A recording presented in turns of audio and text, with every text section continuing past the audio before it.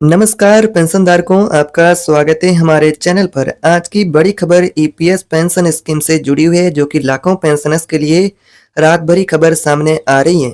क्या सच में अब 1000 की जगह पेंशन 7500 देने का सरकार रास्ता खोलने जा रही है? और क्या सरकार ने इस पर कोई नई कार्यवाही शुरू की है?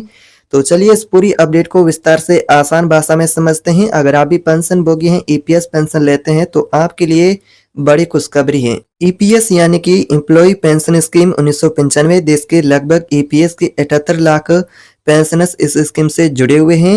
इनमें से ज्यादातर बुजुर्गों को आज भी सिर्फ 1000 तक पेंशन मिलती हैं, जो इस मौजूदा महंगाई के दौर के हिसाब से देखा जाए तो बहुत ही पेंशनर्स को पेंशन कम मिलती हैं, जो इस महंगाई के दौर से महंगाई के हिसाब से देखे तो कम है।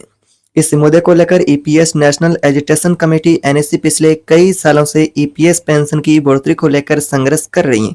उनकी 3 प्रमुख मांगे है कि न्यूनतम पेंशन 7500 प्रति माह, महंगाई भत्ता डीए भी साथ में पेंशन भोगियों को दिया जाए और पति और पत्नी दोनों को मुफ्त मेडिकल की सुविधा या फिर सस्ती मेडिकल की सुविधा का भी लाभ दिया जाए। तो इस मांग को लेकर पेंशन भोगी पिछले 10 और 11 सालों से यही मांग करते आ रहे हैं। तो इसी को लेकर यहाँ पर एक बहुत ही बड़ी खुशखबरी आ रही है, जो कि पेंशन भोगियों को मिलने जा रही है। यहाँ पर 10 और 11 अक्टूबर को जो बैठक होने जा रही है पेंशन के इस मुद्दे को लेकर और साथ ही ईपीएफओ के डिजिटल नियमों को लेकर, जिसमें बात करें 10 और 11 अक्टूबर को ईपीएफओ बोर्ड यानी कि सीबीटी की बैठक होने जा रही है। हाल ही में एनएससी प्रतिनिधियों ने फिर से श्रम मंत्री मनसुख मांडविया से मुलाकात की। बैठक में उन्होंने ईपीएस पेंशनर्स की पेंशन को लेकर जो मांगे है उसको विस्तार से रखा, जिसमें हायर पेंशन आवेदन की तकनीकी गड़बड़ियां और पेंशन भुगतान में देरी से मुद्दे और ईपीएस 95 मिनिमम पेंशन की बढ़ोतरी को लेकर भी चर्चा को लेकर यह अपडेट आ रही है। श्रम मंत्री ने इस पर सकारात्मक रुख दिखाते हुए त्वरित कार्रवाई का आश्वासन पेंशन भोगी को दिया था कि पेंशन को लेकर सरकार का लगातार प्रयास जारी है।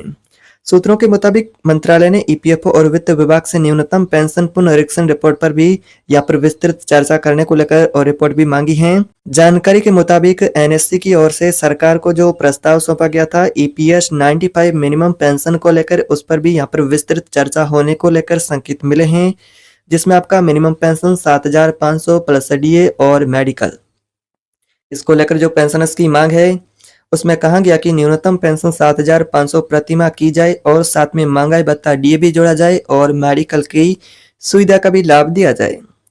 इस मॉडल में पेंशन राशि समय समय पर महंगाई के दर के अनुसार बढ़ाई जा सके। साथ में डीए की भी मांग की गई है, जिससे पेंशनर्स को एक स्थायी पेंशन मिल सके, यानी कि एक राहत मिल सके।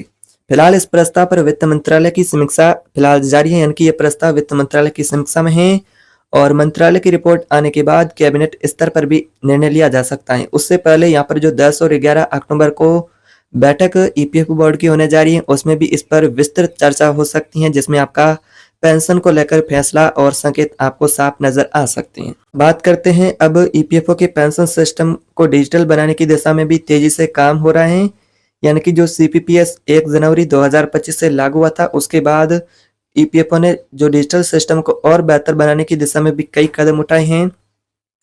देश भर के सभी पेंशनर्स को एक समान और समय पर भुगतान मिलेगा। इससे pension transfer, higher pension update और मेडिकल बेनिफिट की मॉनिटरिंग काफी आसान हो जाएगी, यानी कि पेंशनर्स को बड़ी राहत मिलेगी। इस पेंशन के बदलाव से ईपीएस के पेंशन भोगी हैं उनको भी, यानी कि कोई भी परेशानी न हो, पेंशन उनको समय पर मिले। पेंशन अपडेट में कोई भी बात करें, जैसा कि आपको अपना अपडेट करना है स्टेटस का, तो भी आप आसानी से पोर्टल से कर सकते हैं, तो इसमें आपको कोई परेशानी नहीं होगी। ऐसे में ईपीएफओ इस दिशा में अपने यहाँ पर कदम है वो और तेज कर रहा है। ईपीएस 95 पेंशनर्स का कहना है कि उन्होंने अपनी पूरी जिंदगी देश की सेवा में लगा दी है, यानी कि और अब बुढ़ापे में सिर्फ उनको 1000 की पेंशन मिलती है। उनके साथ क्या अन्याय है? उनकी उम्मीद है कि इस बार सरकार वास्तव में उनके लिए पेंशन को लेकर बड़ी खुशखबरी उनको देगी, पेंशन के प्रस्ताव को लेकर ठोस कदम उठाएगी। कई राज्यों में पेंशनर्स लगातार धरना और ज्ञापन कार्यक्रम भी कर रहे हैं ताकि उनकी आवाज दिल्ली तक पहुंचे, लेकिन उससे पहले ईपीएफओ की यह बोर्ड बैठक है वो पेंशनर्स के लिए बहुत महत्वपूर्ण और अहम बैठक होने वाली है, क्योंकि इसमें आपके जो पेंशनर्स के प्रमुख लंबित मुद्दे हैं जिसको लेकर विस्तृत चर्चा होने को लेकर संकेत भी मिल रहा है कि विस्तृत चर्चा की जाएगी। और आपके 2500 की पेंशन को लेकर भी संकेत मिल रहा है कि न्यूनतम पेंशन 2500 तक भी लागू की जा सकती है। 2500 की पेंशन लागू होगी या फिर 7500 की पेंशनर्स की पुरानी मांग, वो बैठक के बाद अपडेट सामने आएगा। अंदरूनी सूत्रों के अनुसार कहे तो फिलहाल आगे पेंशन को लेकर तो मंत्रालय स्तर पर इस प्रस्ताव पर विस्तृत विश्लेषण किया जा रहा है। इसे मंजूरी मिलती है, अभी फिलहाल मंजूरी नहीं मिली है, इसको लेकर चर्चाएं हो रही हैं।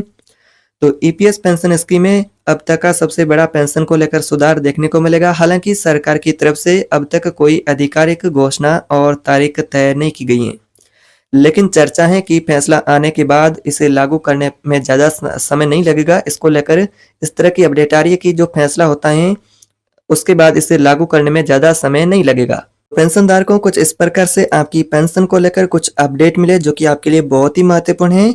तो पेंशनधारकों ईपीएस पेंशनर्स के लिए बड़ी उम्मीदों की किरण है, क्योंकि पेंशन की बढ़ोतरी जिसको लेकर पेंशनभोगी पिछले 11 सालों से इंतजार कर रहे हैं और सरकार जल्द ही पेंशन के इस मुद्दे को लेकर अपना यहाँ पर फैसला दे सकती है। इस तरह की संभावना मीडिया रिपोर्ट के अनुसार और अपडेट देखने को मिले। अगर आप या फिर आपके परिवार में कोई ईपीएस पेंशनर्स है तो उनके साथ वीडियो शेयर करें ताकि हर जरूरतमंद और पेंशन भोगी तक ये जानकारी पहुंचे। आप अपनी राय कमेंट बॉक्स में जरूर बताएं। वीडियो अच्छा लगे तो वीडियो को लाइक करें और चैनल पर नए तो सब्सक्राइब करना ना भूले, ताकि इसी प्रकार से ईपीएस 95 पेंशन और ईपीएफओ से जुड़ी अपडेट होगी वो यहाँ पर आपको मिलती रहेगी।